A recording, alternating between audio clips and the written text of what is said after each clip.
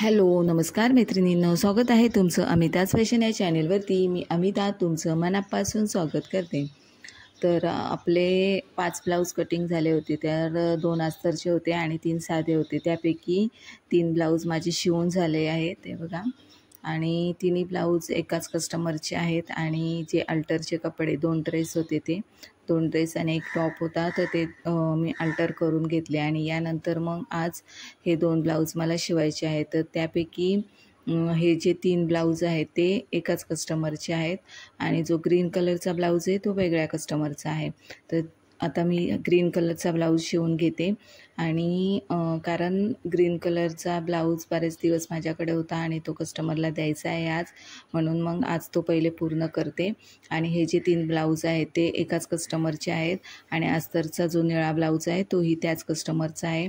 तर त्या आल्या तर त्यांना हे 3 ब्लाऊज मला देता येतील आणि हा ब्लाऊज मी त्यांना सांगेल की उद्या घ्यायला या। तर अशा पद्धतीने आपले 5 ब्लाऊजांपैकी मी 3 ब्लाऊज आणि अल्टरचे जे 3 ड्रेस होते तेही करून घेतले। यानंतर आज हा व्हिडिओ मी तुमच्याबरोबर शेअर करणार आहे। तर हा ब्लाऊज काठपदर साडीचा ब्लाऊज आहे आणि खूप सुंदर अशी साडी आहे। आणि या ब्लाऊजच्या हा ब्लाऊज ज्या कस्टमरचा आहे त्यांचा एक प्रॉब्लेम आहे की त्यांचे शोल्डर उतरतात। शोल्डर म्हणजे एकाच बाजूचा, डाव्या बाजूचा शोल्डर उतरते। तर यासाठी आपण काय करणार आहोत ते मी आजच्या व्हिडिओमध्ये शेअर करणार आहे। तर चला वेळ न दवडता आपण आपल्या व्हिडिओला सुरुवात करूया। तर इथे बघा, जेव्हा आपल्या ब्लाऊजचे शोल्डर, एखाद्या कस्टमरचे शोल्डर उतरत असतील तर जेव्हा आपण ब्लाऊज कटिंग करायला घेतो तेव्हाच ते शोल्डर आपल्याला कमी घ्यायचेत म्हणजे किती, साधारण समजा 34 इंचाचा छातीचा ब्लाऊज जर आपल्याकडे आला तर त्याचे शोल्डर हे साधारण 5 इंच मी ठेवते। तर ते 5 इंच न ठेवता, समजा 5 इंच आपण ठेवतो तर 5 इंच न ठेवता 5.25 इंच ठेवायचे, म्हणजे पाव इंच थोडे कमी करायचे।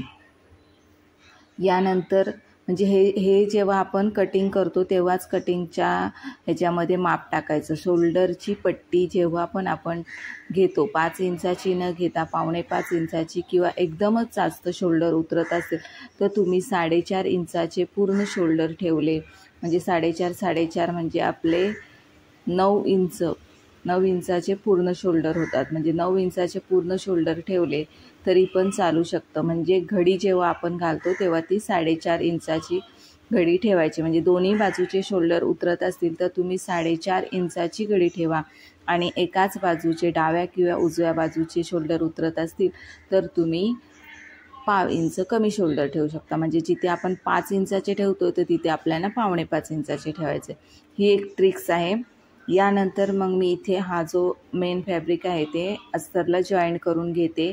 पूर्ण आपल्याला मी व्हिडिओ शेअर केलेला आहे कालच्याच व्हिडिओमध्ये, तर तुम्ही तो नक्की बघा का पाठीमागचा भाग आपण अस्तर मेन फॅब्रिकला कसं जॉईंट करायचं, तर तुम्ही नक्की बघा तो कालचा व्हिडिओ, म्हणजे तुमच्या अधिक चांगलं लक्षात येईल। आणि आजच्या व्हिडिओमध्ये पण मी दाखवलं आहे मी या पद्धतीने अस्तर जॉईंट करते। अस्तर जॉईंट करून झाल्यानंतर आपल्याला एक्स्ट्राचं जे मेन फॅब्रिक आहे ते सगळं कट करून घ्यायचं आहे। गळ्याच्या आतमधलं आणि साईड पार्टला जे उरलेलं असतं तेही सगळं कट करून घ्यायचं आहे। यानंतर आपल्याला दोन्ही बाजूला शोल्डरमधून मध्यातून दुमडून दोन्ही बाजूला टक्स करून घ्यायचे।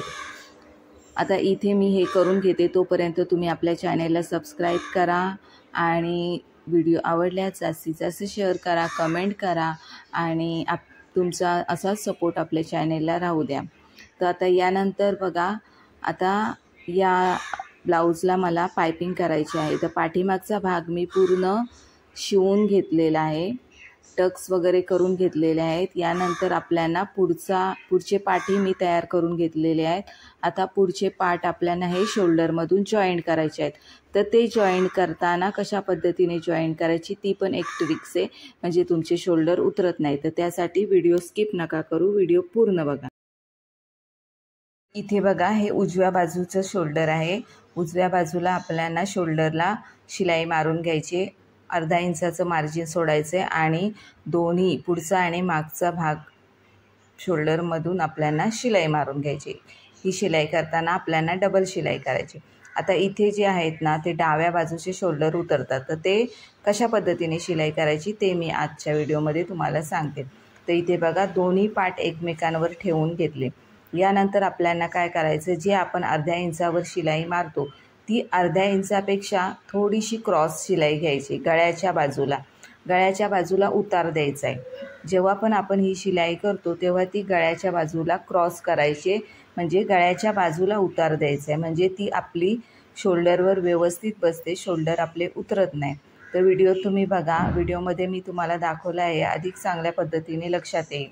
तर या पद्धतीने मी अर्ध्या इंचावर सरळ रेष मारून घेतले आणि अर्ध्या इंचाच्या खाली क्रॉस पाव इंच आपल्याला शिलाई करून घ्यायची। तर या पद्धतीने तुम्ही तुमचे जर कुठल्याही ब्लाऊजचे शोल्डर उतरत असेल तर ही ट्रिक्स नक्की वापरून बघा, नक्कीच तुमचे ब्लाऊज परफेक्ट बसतील शोल्डरमध्ये, शोल्डर उतरणार नाही, गळाही अगदी व्यवस्थित बसेल। तर जर तुमचे दोन्ही बाजूचे शोल्डर उतरत असतील तर तुम्ही तेव्हा पण ही ट्रिक्स वापरू शकता, म्हणजे गळ्याच्या बाजूने आपल्याला क्रॉस शिलाई करून घ्यायची। अर्धा इंचाचं तर मार्जिन आपण सोडतो, तर अर्ध्यापेक्षा जास्त म्हणजे पाव इंचापर्यंत तुम्ही मार्जिन सोडायचं आहे आणि दोन्ही बाजूला शिलाई करून घ्यायची। तर या पद्धतीने बघा, अशा पद्धतीने आपल्याला शिलाई करायची। यानंतर तुम्ही ब्लाऊज घालून बघा, ही ट्रिक्स वापरून बघा, तुमचे ब्लाऊज कुठेही उतरणार नाही, गळा अगदी व्यवस्थित बसेल, पुढचा गळाही आणि मागचा गळाही व्यवस्थित बसेल। इथे बघा आपला फायनल लुक ब्लाऊजचा, खूप सुंदर असा ब्लाऊज दिसत होता, गोल गळा होता ब्लाऊजचा।